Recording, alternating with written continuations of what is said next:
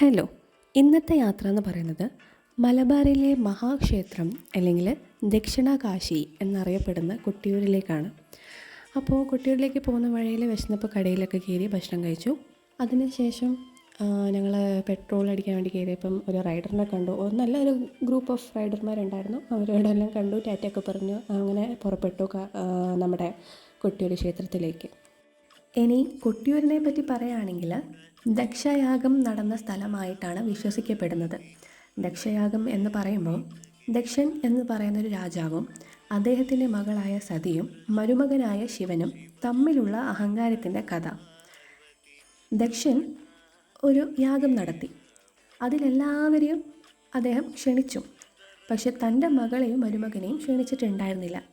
എങ്കിലും സതിയും ശിവനും അതിൽ പങ്കെടുത്തു. ആ സമയത്ത് ദക്ഷൻ തൻ്റെ മകളെ കളിയാക്കി, അപമാനിച്ചു.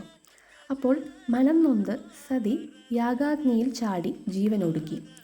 ഇതറിഞ്ഞ് ക്രുദ്ധനായ ശിവൻ തൻ്റെ ജടപിഴുത് നിലത്തടിച്ച് വീരഭദ്രനെ സൃഷ്ടിക്കുകയും വീരഭദ്രൻ വന്ന് ദക്ഷൻ്റെ തലയറുത്ത് യാഗം മുടക്കുകയും ചെയ്തു. ഇതാണ് സംഭവം. അതായത് ഈ കൊട്ടിയൂർ ക്ഷേത്രത്തിൻ്റെ പിന്നിലുള്ള ഒരു ബാക്ക് സ്റ്റോറി.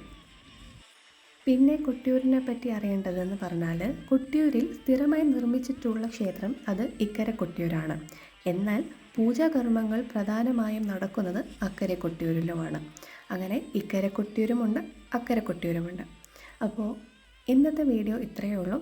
കൊട്ടിയൂരിൻ്റെ വിശേഷങ്ങൾ ഇത്രയേ ഉള്ളൂ. അടുത്ത വീഡിയോ ആയിട്ട് പിന്നെയും കാണാം. Bye bye.